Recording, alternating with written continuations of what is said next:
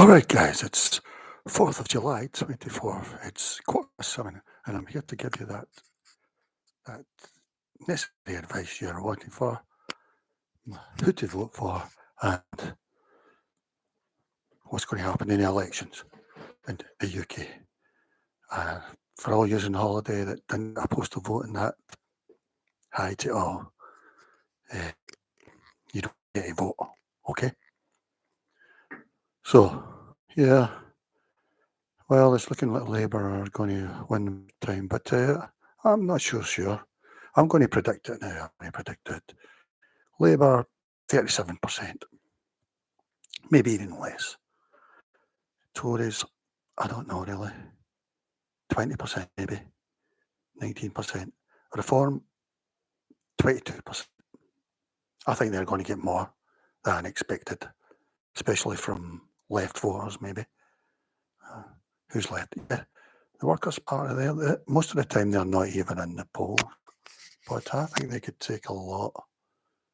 I mean, there was a poll today that had others, which would include the Workers' Party, on 11%, and that's not including the Greens. So, I mean, 11%, that's a lot of people, you know. I mean, how many are going to vote? I don't know, say 28 million are eligible or 30 million or something. It may surprise you to know that the person that got the most votes ever was John Major in 1992. And I think that was mainly to keep Neil out, basically, you know. So, yeah, he get 14 million or something like that. And probably a big surprise to get one of the big history is me, who get 43% of the vote in 2016. And another big heavy hitter in the amount of votes was Jeremy Corbyn, who got 40% in that 2017. And it looks to me, if you remember that one, Theresa May was like 20 points ahead. It was a no-brainer to have an election, you know. But within that month, 4 weeks of campaign, Labour were nearly neck and neck, much to the sadness of many Labour MPs, probably Keir Starmer as well. Yeah. And then, so Jeremy got 40% in 2017, 32% in 2019, which is still pretty good turnout. So that's who Keir's got to beat. He's got to beat 40% to look better than Keir. I don't think he's going to do it, you know. So, yeah. So I'll go back to what I was saying.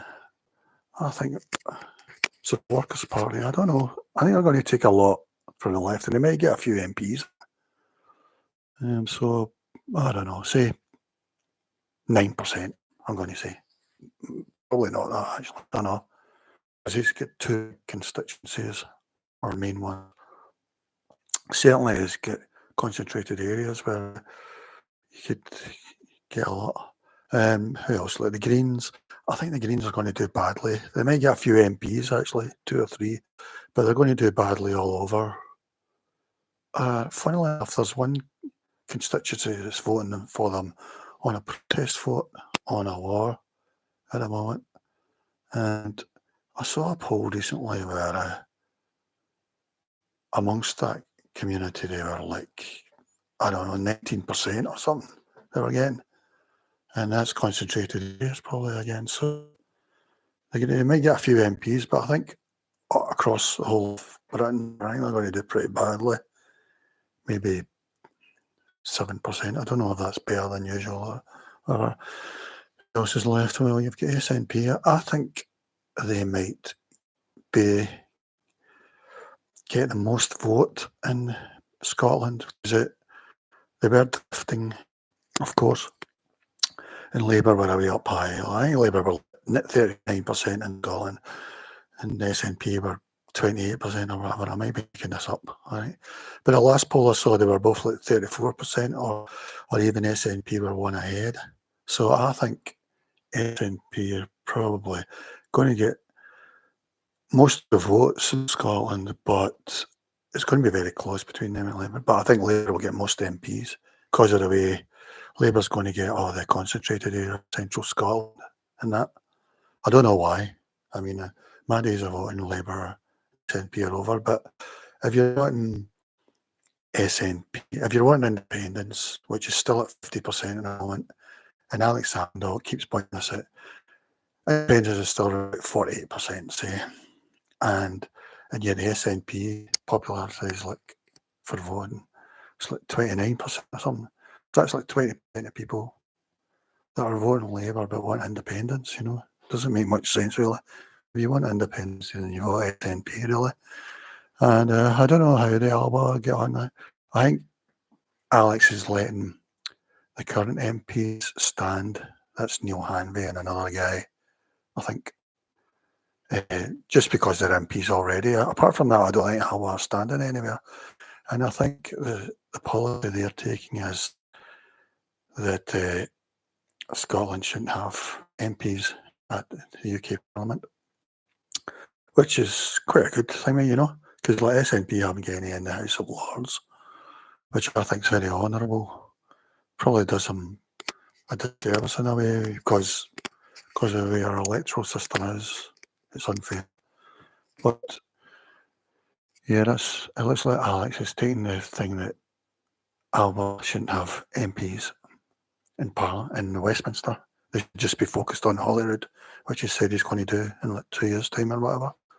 So that sounds fair enough to me. But yeah, so I don't know what's going to happen in Scotland. Yeah, so I'm just talking about it as a whole because I've been looking. So I think Labour, on the one hand, I think Labour are going to win because they've been told they're so far ahead. But on the other hand, I can't imagine anyone being excited about Labour, especially Keir Starmer, The U-turns and everything just doesn't, it's pretty meaningless. When he was Jeremy Corbyn, he was the one who wanted a second referendum for Brexit. And then now when he comes to leader, he says he's not doing it. We're not having another referendum for anything. How can anybody trust anybody like that? But I think the people that hate him the most probably is MPs, especially his cabinet. Angela Rayner and that. So, yeah. So, even though Labour seem to be way in the lead in all the things, some have got them like 46%, some have got them now, they're around about 38% at the moment in general. I don't think they're much lower than that, but when this campaign started, they were up around about 46% in general. But now they're telling us quite different things, actually, even though in general, the Labour are way in front, and sometimes they've got Reform ahead of Tories, and then vice versa. Some have got Reform at 20%, others have 14% or whatever. So I think some of the posters are going to get it very wrong again, even if in general they got it right. And like I say, I think they're going to get the Workers' Party wrong. And other independents, because there's 450 independents, a lot of them are standing on to do with a war, and that will be concentrated areas. So they might get a lot of MPs. So I'm going to guess how many MPs now. I'll say Labour. I mean, emotionally, I feel that it'll be a hung parliament, and Labour might get like 320 seats or something. But going by these polls, I'll say, okay, then 400 seats. I don't think it'll be in the upper thing. The Tories, I don't know, say 100 seats. I don't see how anybody, if a Tory voter is not happy with the Tories, why they wouldn't vote Reform, That would be the natural thing to go. But I'll give Reform, I think they could get a big turnout both from the right and the left, and I think the left will surprise them. I think also people might be too embarrassed to tell pollsters, especially in one of those focus group things, So I'm going to say they could get 32%, no, 22%, maybe even 23 or something. The Greens, I think they'll have a bad night, say 5%. Workers' Party, I don't know, they're say 8%, I don't know. Lib Dems, I forgot about them. Who doesn't forget about the Lib Dems? So I think they'll have a bad night, say 10%. I suppose for a lot of parts of the area like that South West, they like the natural protest for Tory voters. But then they've got reform now if they want to protest, so it's a bit confused. I'm just looking at the Guido Fox site at the moment just to see what's going on. And I've got one where there's a van parked beside a place in Bricklane down in London with someone shouting, don't vote Keir and that, and he's got a dog mask on. You can see the story yourself, but I would say the Bricklane's going to go to an independent or a workers' party. Yeah, anyway. By the looks of it. Yeah, so I'll see what else we've got here. I'm looking at Guido Fox predictions. Paul, the guy who runs that, he's 404 seats for Labour, 143 for Conservatives, 3 for Reform, 56 for Lib Dem, 22 SNP, Greens 2. I'm going to say Reform might have 10 MPs. I think Nigel definitely got in. Yeah. Maybe even more, maybe even 20. SNP, I think they'll get 30 seats. Labour in Scotland will get 22. No, 20. Tories will get 5 or something, 6. Lib Dem might get 1. Yeah, so let's see. I'm looking at Guido Fox at the moment for more. And they're telling you, yeah, the first votes will probably come in from Sunderland and Newcastle. Their votes will be in around about 1 o'clock. All the rest of them will be really slow. And you would think that the electoral system would be looking at how Sunderland and Newcastle are always first to give their votes, especially Sunderland. And really, the whole electoral system should be looking at why they can count them really fast, while the rest are really slow. And I hope they've done away with that thing now where whoever calls the vote is their council worker, high up in the office. They used to get like £2,000 or £3,000 or something for doing that. And I hope it's 0 now, which would be admirable and respectful, Yeah, I don't know what's going to happen to the Tories. Yeah, still, I'm looking for polls. And that's another thing that annoys me. And another thing that annoyed me was the Speaker of the House, that guy from Chorley or whatever. He's always going on about how democracy is so important in constituencies. And he was very happy with the speaker system where nobody puts up a candidate against the Speaker. Again, my question is why not? But thankfully, a young man has decided to stand in that thing to give people a vote. So people are voting for him. And I think also the Greens have put somebody up. So that's good. People of Chorley are getting a chance to vote.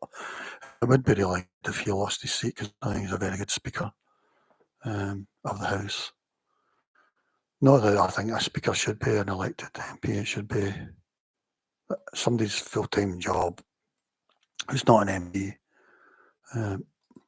So, yeah, I'm looking to give you more information. Okay, I've got a poll for you. Yeah, when was this done? It was done today, for July. Yeah. Yeah, let's see what we got here. Yeah, here's how the pollsters are naming it. Savannah, I think that Labour are going to have 516 seats. They're the highest, saying that. I think the Tories will be 53 seats.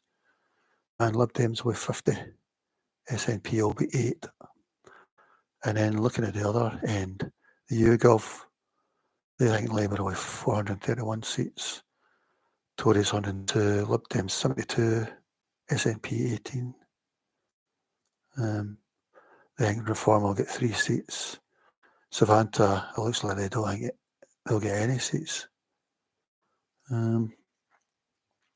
Yeah, but they vary quite a bit. They all Labour are going to be well over 400 seats. Personally, it wouldn't surprise me if they're under 400. Really, I just don't think there's any appetite for Keir or even Labour. And another thing that I'm really happy for now is all these new parties are sort of splitting the vote, because if you think on the left now, we've got Reformers standing in every seat, which I'm really grateful for.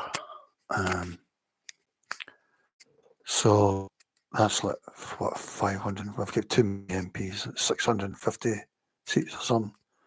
Boris said he would shorten it to about 500 and then he scrapped it. I don't think the electoral system's any use anyway. As I've said, the Swiss one is nearest, with direct democracy and PR. Like, who else have we got? Yeah.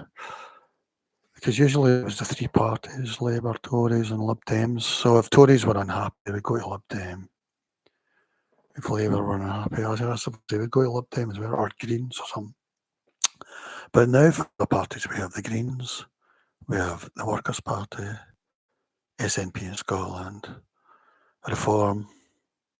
So people on the right and people have got Reform, people on the left get Workers' Party, and the Social Democrat Party, who are standing like 122 seats, I think. I think Workers' Party is about that as well. SDP might be a bit less than that.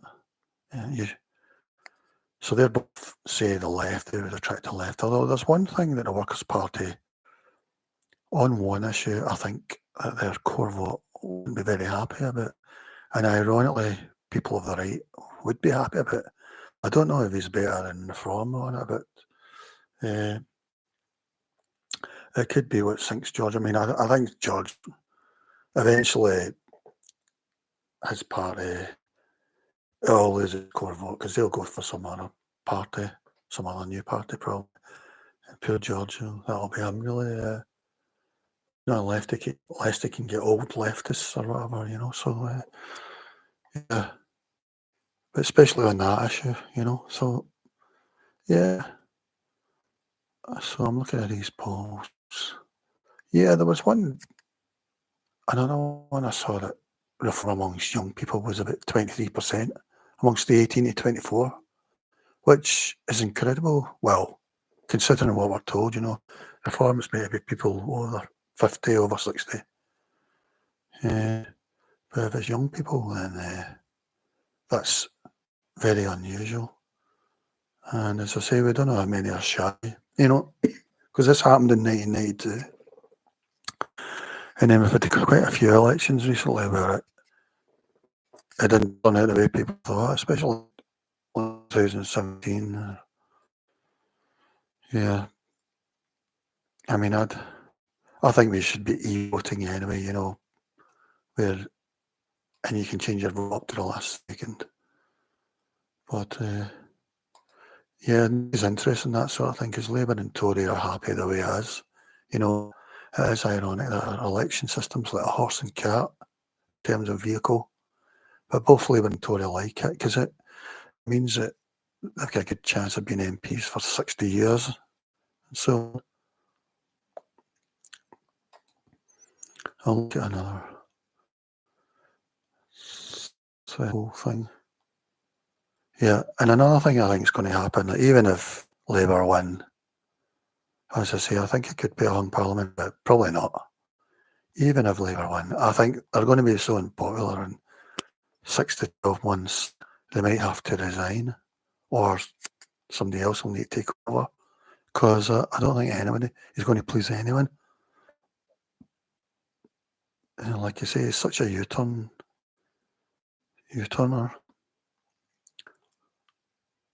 I mean, I saw a video on YouTube, which I can't mention. Test. Yeah. I don't know if my mic's working. Test. Well, I'll take the gamble it is. Yeah. No. I'll stop it. And I'll make a part 2. Yeah, let me see. How do I stop it?